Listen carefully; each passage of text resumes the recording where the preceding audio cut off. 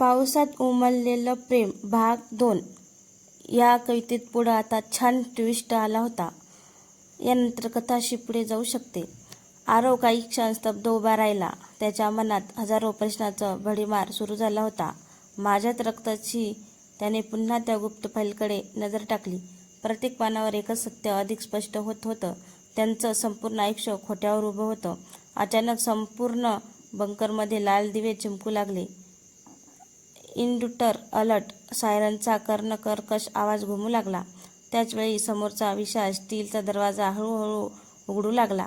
दरवाजामागून काळ्या पोशाखातील शेकडो सहस्त्र सैनिक बाहेर आले आणि त्याच्या मधोमध उभा होता एक तरुण.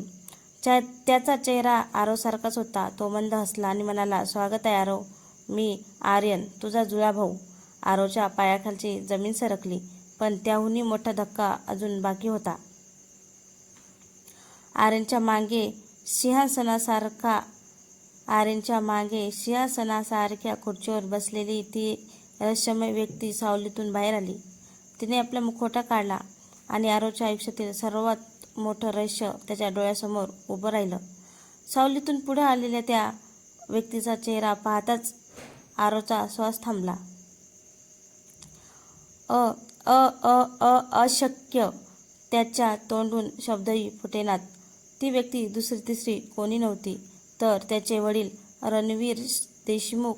जगाच्या नजरेत 15 वर्षांपूर्वी मृत घोषित झालेले रणवीर आज त्याच्या समोर जिवंत उभे होते. आरवच्या डोळ्यात राग, वेदना आणि अविश्वास एकाच वेळी दाटून आला. तुम्ही जिवंत आहात? रणवीर शांतपणे हसले. हो आरव, मी मेलो नव्हतो. मी स्वतःला जगापासून लपवून ठेवलं होतं. आरव बोलतो. का? आमच्याशी विश्वासघात का केला? रणवीरचा चेहरा गंभीर झाला. कारण मी एक नवीन साम्राज्य उभारत होतो. असं साम्राज्य ज्याच्यासमोर जगातील प्रत्येक सत्ता नतमस्तक होईल. आर्यन पुढे आला. आम्ही तुला संपवायला नाही आलो आरव, आम्ही तुला आमच्यात सामील करायला आलो आहोत. आरवने मूठ आवळली. मी निरपराधांच्या रक्तावर उभं राहिलेलं कोणतंही साम्राज्य स्वीकारणार नाही. क्षणात रणवीरच्या चेहऱ्यावरचं हसू नाहीसं झालं. मग आजपासून तू माझा मुलगा नाहीस, तू माझा सर्वात मोठा शत्रू आहेस. त्यांनी हात वर केला. क्षणात शेकडो बंदुका आरववर रोखल्या गेल्या. पण त्याच वेळी संपूर्ण मुख्यालय अचानक प्रचंड हादरलं. धडम! भिंतींना तडे गेले. वीज गेली. अंधार पसरला. संपूर्ण मुख्यालय अचानक प्रचंड हादरलं. धडम! भिंतींना तडे गेले. वीज गेली. अंधार पसरला आणि त्या अंधारातून एक आवाज घुमला. रणवीर, तुझा शेवट सुरू झाला आहे. तो आवाज ऐकताच रणवीरच्या चेहऱ्यावर प्रथमच भीती स्पष्ट दिसू लागली. संपूर्ण सभागृहात मृतवत शांतता पसरली. मुखवटा जमिनीवर पडला आणि आरवच्या डोळ्यात अविश्वास दाटून आला. बाबा! समोर उभा असलेला माणूस दुसरा तिसरा कोणी नव्हता. तो होता आरवचे वडील रणवीर, ज्याच्या मृत्यूचा शोक आरवने अनेक वर्षांपूर्वी केला होता. रणवीर शांतपणे हसले. होय आरव, मी जिवंत आहे आणि हे संपूर्ण साम्राज्य माझं आहे.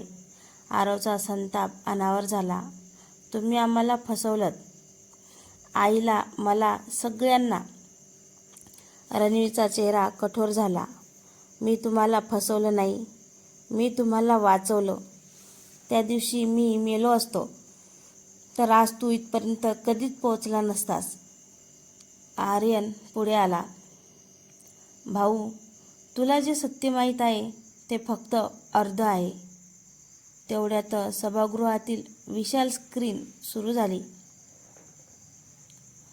स्क्रीनवर अनेक देशांचे नकाशे, गुप्ततळ, शस्त्रासाठी आणि हजारो एजंट्सची माहिती दिसू लागली. रणवीर गंभीर आवाजात म्हणाले, हे फक्त एक साम्राज्य नाही. ही अशी शक्ती आहे जी जगातील सरकारांनाही नियंत्रित करते. आरवच्या मुठी अजून आवळल्या. त्याला आता समजलं होतं. ही लढाई केवळ सूटाची नव्हती, तर सत्य, रक्त आणि संपूर्ण जगाच्या भविष्याची होती. आणि त्या क्षणी संपूर्ण मुख्यालय हादरलं होतं. एक प्रचंड स्फोट झाला होता. कोणीतरी या साम्राज्यावर हल्ला केला होता. पण तो मित्र होता की आणखी एक अदृश्य शत्रू, हा प्रश्न अनुत्तरितच राहिला. मुखवटा खाली पडताच संपूर्ण सभागृहात शांतता पसरली. आरवच्या डोळ्यात अविश्वास दाटला. तू? समोर उभा असलेला चेहरा त्याने अनेक वर्षापूर्वी मृत झाल्याचं मानलं होतं, तो होता समर राजाध्यक्ष, आरवचा जन्मदाता पिता. हे शक्य आहे, आरवचा आवाज थरथरला. हे अशक्य आहे, आरवचा आवाज थरथरला. समर शांतपणे सिंहासनावरून उठला. अशक्य नाही आरव, हीच खरी सुरुवात आहे. आर्यन पुढे आला. तुला वाटत होतं तू सत्यासाठी लढतोयस, पण तुला दाखवलं गेलेलं प्रत्येक सत्य बनावट होतं. क्षणात सभागृहातील भिंतीवर प्रोजेक्ट सुरू झाले. स्क्रीनवर 30 वर्षापूर्वीच्या एका गुप्त प्रयोगाचे व्हिडिओ दिसू लागले होते. त्या प्रयोगातून जन्माला आलं होतं एक गुप्त साम्राज्य. त्याचं नाव होतं छाया साम्राज्य. त्याचा उद्देश होता जगातील सरकारे, उद्योग आणि गुप्तचर यंत्रणा यांच्यावर सावल्यामधून नियंत्रण ठेवणं. समर त्या साम्राज्याचा संस्थापक होता आणि आर्यन त्याचा वारस. मात्र समरने पुढचं वाक्य उच्चारताच आरवच्या आयुष्यात आणखी मोठा धक्का बसला होता. आरव, या साम्राज्याचा खरा वारस तू आहेस.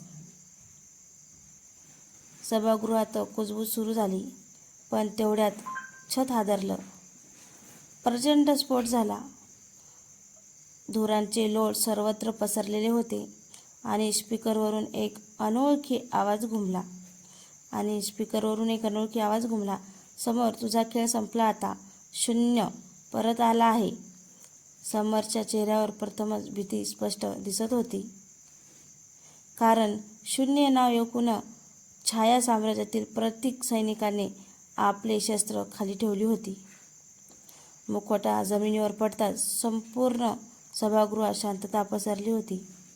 आरवचा श्वास थांबला होता. आरव बोलतच होता. अशक्य. त्याच्यासमोर उभा होता तो चेहरा जो अनेक वर्षापूर्वी मृत घोषित झाला होता. तो होता वीरेंद्र राठोड. आरवच्या डोळ्यात अविश्वास दाटला. तू जिवंत आहेस? वीरेंद्रच्या ओठावर हलकंसं स्मित उमटलं. हो आरव, जगासाठी मी मेलो होतो, पण माझं साम्राज्य कधीच संपलं नव्हतं. आर्यन पुढे आला. तुला जे आयुष्य जगायला मिळालं ते फक्त एक नियोजित खेळ होता. तुला घडवलं गेलं कारण एक दिवस तू इथे यावंस यासाठी. आरवच्या मुठ्या आवळल्या. माझ्या आईचा खून कोणी केला? सभागृहात पुन्हा काही क्षण शांतता पसरली होती. माझ्या आईचा खून कोणी केला? सभागृहात पुन्हा काही क्षण शांतता पसरली.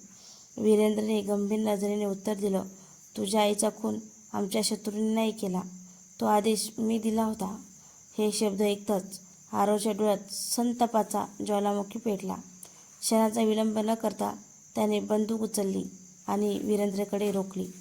पण ट्रिगर दाबणार इतक्यातच सभागृह हादरला. भिंतीवरचे सर्व स्क्रीन एकाच वेळी सुरू झाले होते. त्यावर एक अनोळखी चेहरा दिसला. तो शांतपणे म्हणाला, तुम्ही तिघेही चुकीच्या शत्रूशी लढत आहात.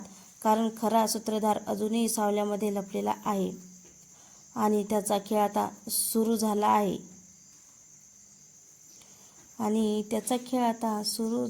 आहे.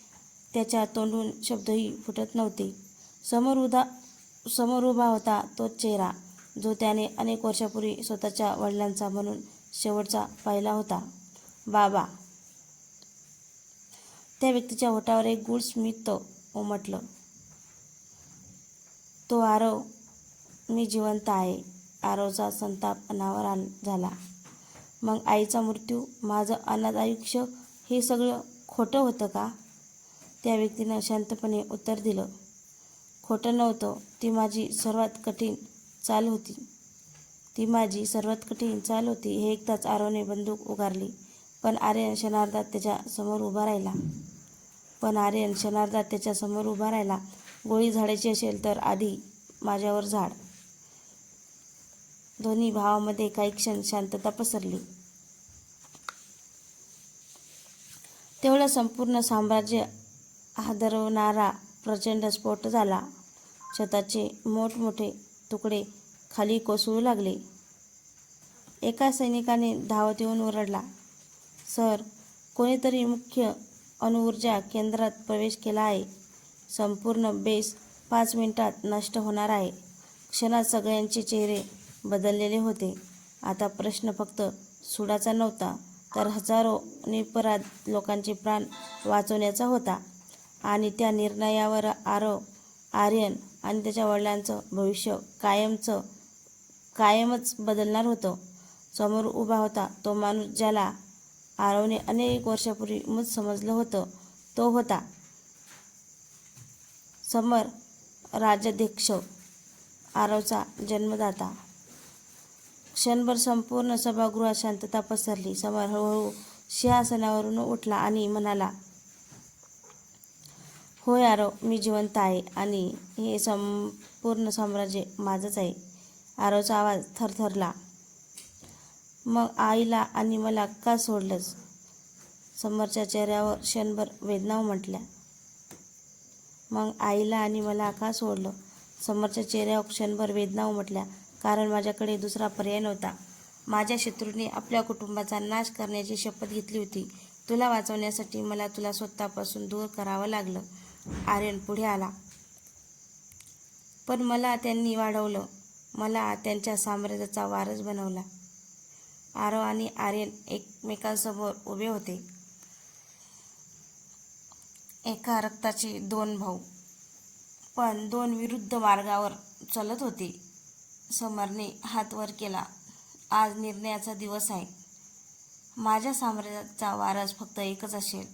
त्या क्षणी छतावरून लोखंडी दरवाजे बंद झाले. सभागृह रणांगणात बदललं आणि भिंतीवर एक काउंटडाऊन सुरू झालं होतं. 10 मिनिटांनंतर संपूर्ण तळ स्वतःच नष्ट होणार होतं. आरवसमोर आता एकच प्रश्न होता. तो आपल्या भावाशी लढणार की दोघे मिळून त्या साम्राज्याचा अंत करणार? आरवचा राग अनावर झालेला होता. मग आईचं बलिदान, माझं बालपण, हे सगळं खोटं होतं का? समरने दीर्घ श्वास घेतला. खोटं नव्हतं, पण पूर्ण सत्यही नव्हतं. तुला वाचवण्यासाठी मला स्वतःचा मृत्यू खोटा ठरवावा लागला. आर्यन पुढे आला. बाबांनी मला त्यांच्यासोबत ठेवलं आणि तुला जगापासून दूर. कारण एक दिवस तुम्हा दोघांपैकी फक्त एकच या साम्राज्याचा वारस होणार होता. इतक्यात सभागृहातील सर्व स्क्रीन उजळल्या होत्या. एका स्क्रीनवर देशभरातील अनेक शहरांचे थेट दृश्य दिसू लागले होते. समरचा आवाज घुमला. आज मध्यरात्री ऑपरेशन प्रलय सुरू होईल. त्यानंतर जगाचा इतिहास बदलणार आहे. आरवने मूठ आवळली. तो दिवस कधीच उगवणार नाही. समर हलकसा हसला. मग सिद्ध करून दाखव. माझा मुलगा म्हणून नाही, तर माझा सर्वात मोठा शत्रू म्हणून.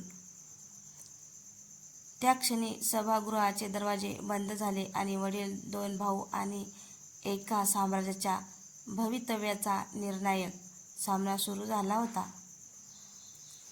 त्या क्षणी सभागृहाचे दरवाजे बंद झाले आणि वडील, 2 भाऊ आणि एका साम्राज्याच्या भवितव्याचा निर्णायक सामना सुरू झाला होता. तर मित्रांनो, तुम्हाला पावसात उमललेले प्रेम भाग 2 कसा वाटला तर कमेंट करून नक्की सांगा. चॅनलवर कोणी नवीन असेल तर चॅनलला सबस्क्राईब करा, जेणेकरून माझी येणारी प्रत्येक कथा तुमच्यापर्यंत पोहोचू शकेल.